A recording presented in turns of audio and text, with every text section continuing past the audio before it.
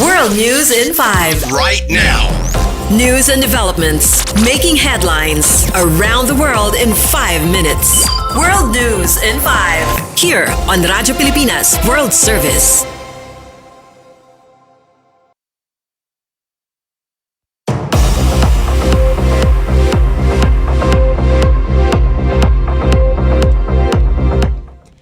Good day to all of our listeners here on Radyo Pilipinas World Service. This is World News in 5 and I'm your host, Steph Vicente.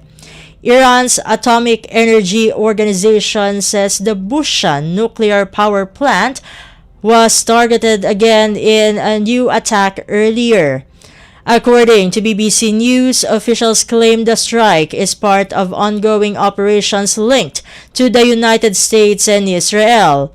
They say there was no damage to the facility, no financial or technical impact, and no casualties reported.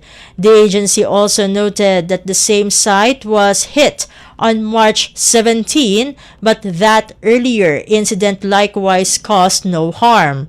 Iranian authorities condemned the attacks on what they describe as a peaceful nuclear facility, warning of serious risk to regional safety, especially for countries along the Gulf. Bushehr is Iran's only operating nuclear power plant built with Russian support and remains at the center of long-standing tensions over Iran's nuclear program.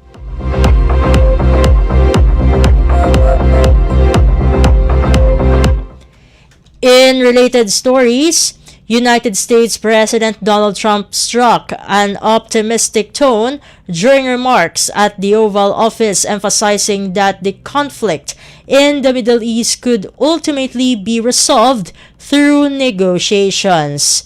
According to BBC News, President Trump also suggested that from a military perspective, the United States has already achieved victory, saying the war has been won and attributing doubts to media coverage. The U.S. leader confirmed for the first time that key officials, including Vice President J.D. Vance and Secretary of State Marco Rubio, are actively involved in the talks along with other senior figures.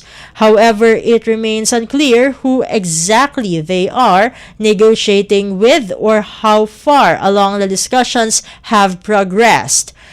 President Trump has yet to clearly outline specific demands from Iran, aside from insisting that it abandon its nuclear weapons program.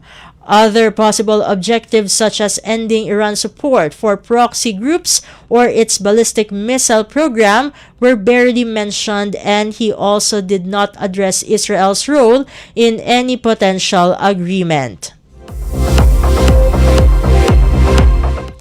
And finally, Israeli airstrikes continued to hit parts of Lebanon throughout the day, according to ongoing reports. The Lebanese Health Ministry says at least 33 people have been killed in the past 24 hours. The BBC reports images from the capital, Beirut, have shown large areas reduced to rubble following the attacks. Meanwhile, Israel's military is blaming Iran for a missile that reportedly landed in Beirut. The Israel Defense Forces, or IDF, say the missile was fired by Iran and made the assessment based on available data and recent launches toward Israel earlier in the day. Iran has not issued any comment on the accusation. And that concludes today's edition of World News in 5. For Radyo Pilipinas World Service, this has been Steph Vicente. Good day and stay safe, everyone. World News in 5. Right now. News and developments making headlines around the world in 5 minutes. World News in 5. Here on Radyo Pilipinas World Service.